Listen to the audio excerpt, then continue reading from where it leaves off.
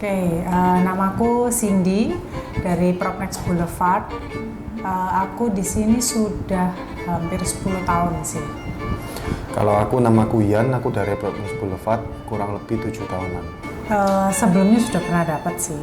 Hampir setiap tahun pasti puji Tuhannya jadi top leader. Ya kalau maintain memang lebih susah, cuman lebih untuk handle tim.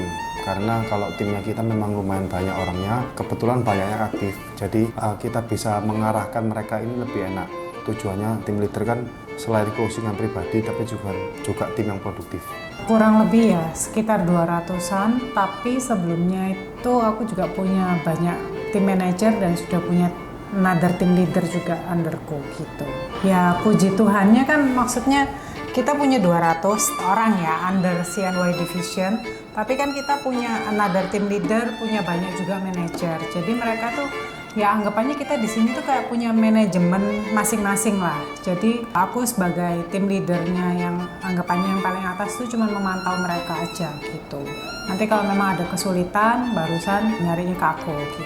Kalau untuk event sih kita kadang ya ada event untuk hore-hore, itu mungkin ya sekitar setahun 1-2 kali gitu. Terus kita kebanyakan tuh one on one sih, karena kan ngumpulin orang terlalu banyak itu kan juga nggak gampang ya kan. Jadi aku kebanyakan itu lebih ke one on one meeting, atau biasanya aku hadir ke meeting tim manajerku itu.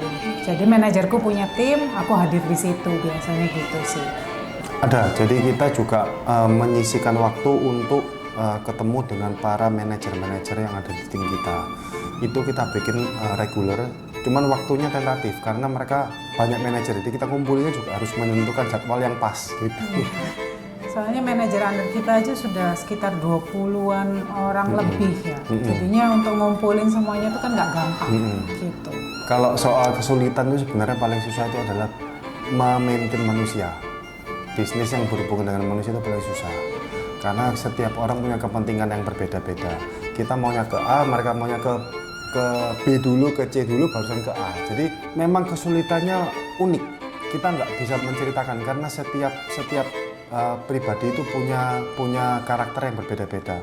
Nah, cuman dalam satu titik kita nggak mau menghandle orang per orang, tapi kita yang menentukan garisnya mau kemana. Jadi kita menentukan, kita kasih informasi ke mereka. Kita mau bikin begini. Kamu mau jalan, ayo. Kalau kamu mau jalan memutar silakan. Cuman endingnya sama, finishnya sama. Jadi kita yang menentukan start kapan dan finish kapan dan finishnya apa. Motivasi apa ya? Karena gini, kita ngajak orang join di properti ini kan juga nggak gampang. Dan mereka juga kebanyakan ngerasa properti ini kayak kerjaan freelance, ya kan? Kita itu pengen buka mindsetnya mereka itu kalau properti itu bukan pekerjaan sampingan, tapi bisa dijadikan pekerjaan utama. Ya, anggapannya seperti itu. Dan yang bikin kita tetap termotivasi setiap tahun itu apa? Kebetulan aku dan Yan setiap tahun pasti kayak manggil marketing itu one by one, dan kita itu pengen mereka itu tahu tujuannya mereka tahun ini itu apa gitu. Sebenarnya yang bikin kita happy dan termotivasi itu adalah gimana kita itu dengar dari marketing tuh, oh aku tuh sudah achieve. Aku kepengennya awal tahun aku pengen ini sudah achieve. Aku pengen targetku tahun lalu yang belum achieve, tahun ini aku sudah bisa achieve. Seperti itu sih. Dengar cerita-cerita dari mereka itu bikin kita happy juga gitu. Kita temuin ya. Iya, kalau kita selalu panggil, kita ngobrol, kita cari tahu problemnya apa, kita cari tahu solusinya apa. Dan kebetulan Gen Z yang sekarang itu bukan seperti Gen Z yang ada di orang-orang bilang, kayak aku bilang. Gen Z yang ada di sini entah kenapa kok mereka punya pikiran yang terbuka gitu. Jadi open minded mereka welcome sama masukan, mereka welcome sama kritik dan saran. Jadi aku rasa mereka Gen Z yang lebih dewasa seperti itu. Dan itu selalu dibicarakan, selalu di-train juga ya. Yes. Kalau strategi sebenarnya kita memanfaatkan promo dari kantor, karena kantor itu beberapa kali itu mereka bikin promo untuk rekrutmen day.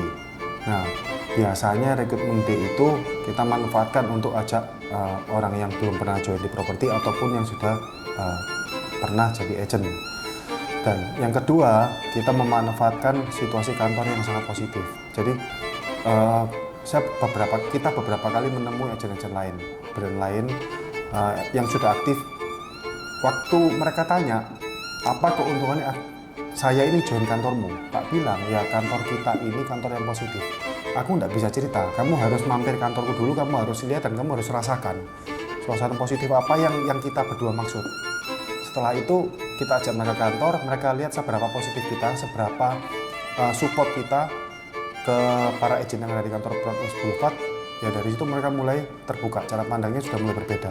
Begitu mereka masuk join di tim kita dan join di keluarga Properties Boulevard, mereka ngerti apa yang kita maksud.